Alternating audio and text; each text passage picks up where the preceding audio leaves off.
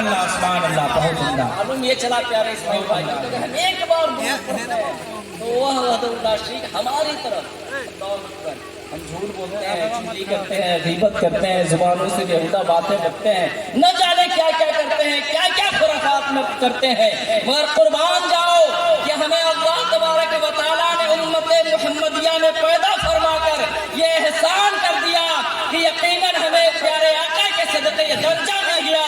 یہ گنہگار زبان اگر اپنے نبی کی بارگاہ میں ایک بار درود پڑھتی ہے تو وحدہ لا شریک 10 بار تیرے کرم فرما۔ سبحان اللہ سبحان اللہ۔ پھر آگے ارشاد فرماتے ہیں سبحان اللہ وَكُتِبَتْ لَهُ 10 حسنات، اور اس شخص کے نام اعمال میں 10 نیکیاں لکھ دی جاتی ہیں۔ سبحان اللہ سبحان اللہ۔ دیکھ رہے ہیں علماء کیوں درود پڑھواتے ہیں؟ اب بس فائدہ دیکھیں اور علماء کے احسان مندوں، اپنے ائمہ حضرات کے احسان مندوں، یہ بار بار درود پڑھوا کے ہمارے اور آپ کے نام اعمال میں کتنے نیکیوں کا اضافہ فرماتے ہیں۔ اللہ اکبر کہ اللہ تبارک و تعالیٰ اس کے نام اعمال میں 10 نیکیاں لکھے گا۔ اور دیکھیں سبحان اللہ وَحُطِّتَ عَنْهُ 10 خطیات، اور اس شخص کے نام اعمال سے 10 گناہ مٹا دیے جاتے ہیں۔ اللہ اکبر سبحان اللہ۔ بے شک۔ اور سب سے اہم مرتبہ سبحان اللہ، سب سے اہم چیز جس کے لیے صوفیاء در در کی ٹھوکریں کھایا کرتے تھے، کہیں کنووں میں لٹک کر کے مجاہدات کیا کرتے تھے، کہیں جنگل و بیابان میں جا کر کے بھوکے اور پیاسے رہ کر اللہ واللہ کی صدائیں اور ضربیں لگایا کرتے تھے، وہ کیا ہے؟ درجات ہے۔ وہ 10 رفیع 10 درجات، اور اس شخص کے 10 درجات کو بلند کر دیا جاتا ہے۔ سبحان اللہ۔ بے شک۔ اتنی بڑی فضیلت ہے میرے پیارے اسلامی بھائیوں، تو درود شریف پڑھنے کی عادت بنانی ہے۔ اور ایک حدیث اور ایک پیغام دے کے جانا چاہتا ہوں میں، اس کو آپ کو ضرور اپنانا ہے۔ جو لوگ نماز پڑھتے ہیں وہ بھی کریں گے، جو نماز نہیں پڑھ پاتے وہ بھی اس چیز کو کریں گے۔ وہ کیا ہے؟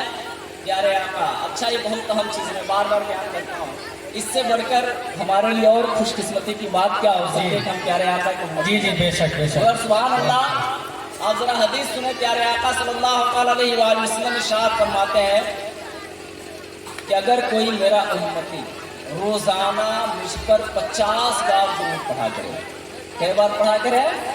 50 بار درود پڑھا کرے تو میدان محشر میں میں اس سے مصافحہ کروں گا۔ سبحان اللہ سبحان اللہ۔ حضرات میری ماں بہنوں، آپ بھی ذرا غور سے سنو، یہ کوئی اور نہیں، پیارے آقا ارشاد فرما رہے ہیں سبحان اللہ، وہ نبی جن پر بچے بھی قربان ہوئے ہیں، وہ نبی جن پر ماؤں نے اپنے بیٹے قربان کر دی ہے، ماؤں نے جس نبی پاک پر اپنے شوہر کو قربان کر دیا، اپنے بیٹوں کو قربان کر دیا، مذہب اسلام کی خواتین نے اپنی ہر شے کو اس نبی پاک پر قربان کر کے یہ درس دے دیا کہ صبح قیامت تک جتنے بھی لا الہ الا اللہ پڑھنے والی عورتیں ہوں گی، چاہے وہ جس خطے سے ہو، چاہے جس کونے سے ہو، چاہے دنیا کے جہاں کہیں کے بھی ہو، ان کا یہ درس عبرت ہونا چاہیے کہ اگر ہمیں سب سے بڑھ کر کسی سے محبت کرنے کا حق ہے تو نبی اعظم بے شک بے شک۔ سبحان اللہ سبحان اللہ۔ بہت خوب حضرت۔ وہ نبی اعظم صلی اللہ علیہ وآلہ وسلم ارشاد فرماتے ہیں، کیا فرماتے ہیں کہ اگر کوئی میرا امتی روزانہ مجھ پر 50 بار درود پڑھے تو میں اس سے مصافحہ کروں گا۔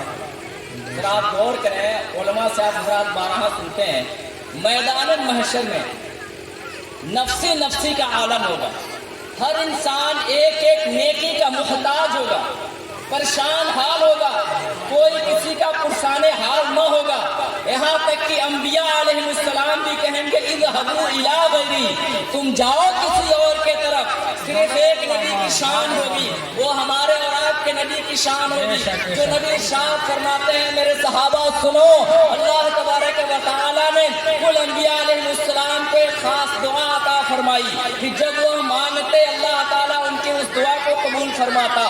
مجھے بھی رب نے عطا فرمایا، مگر میں نے وہ دعا مانگی نہیں ہے اس دنیا میں بلکہ روز محشر کے لیے چھوڑ رکھی ہے۔ صحابہ نے کہا یا رسول اللہ وہ کیا ہے؟ مدینے والے آقا صلی اللہ علیہ وآلہ وسلم ارشاد فرماتے ہیں کہ جب نفسی نفسی کا عالم ہوگا، ہر طرف سے اذهبوا الی غیری کی صدائیں ہوگی، ایسے وقت میں آدم علیہ نبینا علیہ السلام آئیں گے اور فرمائیں گے یا محمد، اے محمد صلی اللہ علیہ وآلہ وسلم वसल्लम। देखे आपके एक उम्मती को अल्लाह अज़्ज़ व जल ने जहन्नम में ले जाने का हुक्म दिया है, आप उसे रोकें। प्यारे आका इरशाद फरमाते हैं मैं जाऊंगा उसके हाथ को पकड़ लूंगा, एक हाथ से उसका हाथ पकड़ूंगा और एक हाथ से अपना दाढ़ी पकड़ूंगा, रब की बारगाह में अर्ज करूंगा मौला क्या तूने तमाम नबियों को दुआ न दी थी और क्या तूने वादा नहीं किया था, ऐ मेरे महबूब जब तू ये दुआ करेगा तो मैं तुझे रुसवा न करूंगा, रोजे हश्र में तेरी इज्जत होगी, तेरी अफजाइश होगी और आज मेरे उम्मती जहन्नम में जाए। आप फरमाते हैं मैं इतना कहूंगा और सर को सजदे में रख दूंगा और रब की बारगाह में अर्ज करूंगा रब्बी हबली उम्मती, ऐ मेरे रब मेरे उम्मत को मेरे हवाले कर दे, बख्श दे नहीं हुआ, हबली का माना होता है उलमा जानते हैं मेरे हवाले कर दे, मौला मेरे उम्मत को मेरे हवाले कर दे, बख्शना और है और खुद मांग लेना ये और है।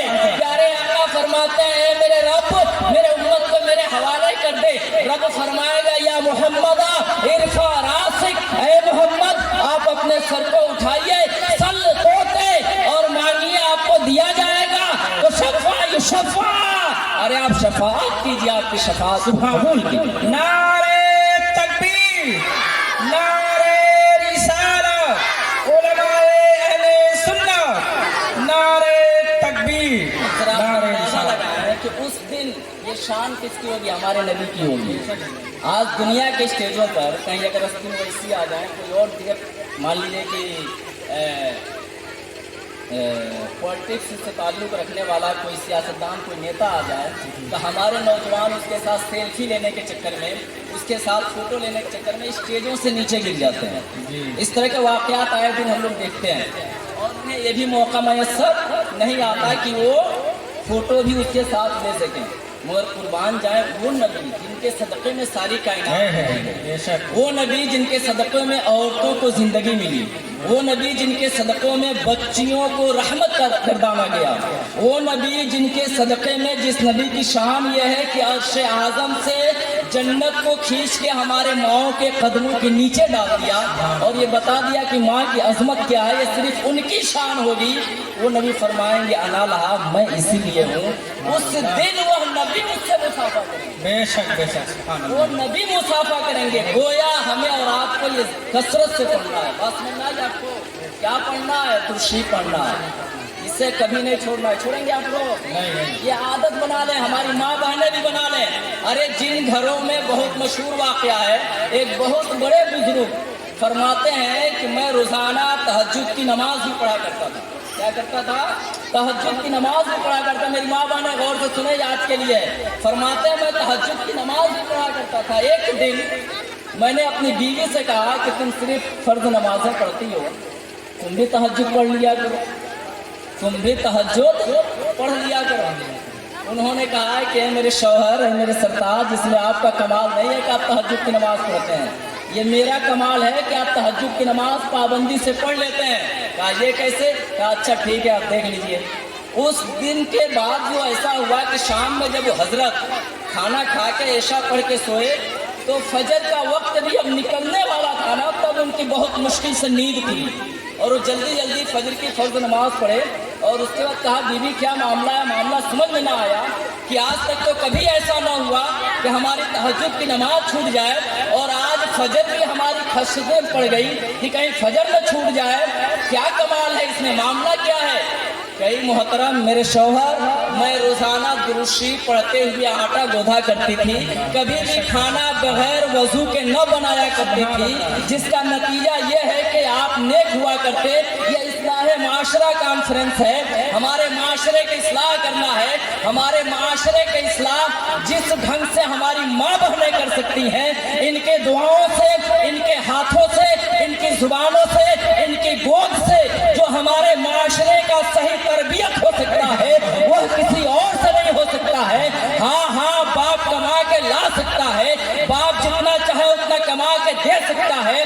बाप अपने बेटों की जिंदगी बनाने के चक्कर में अपनी पूरी जिंदगी कुर्बान कर देता है। वो अपनी जिंदगी को, अपनी मेहनत को, अपनी कमाई को, अपनी दौलत को दौलत नहीं समझता है, मगर हाँ ये माँ बहने हैं जो घर के चार दीवारी में रहकर अरे मिन्ना नबी पाक पर दुरूद पढ़ के और फर्ज नमाज اگر صرف کھانے کا اہتمام کر لیں اور اپنی اولادوں کو بار بار نبی پاک کی محبت یاد دلاتی رہیں تو آپ یقین جانیں ہمارے آنے والا معاشرہ خوشحال ہوتا ہے.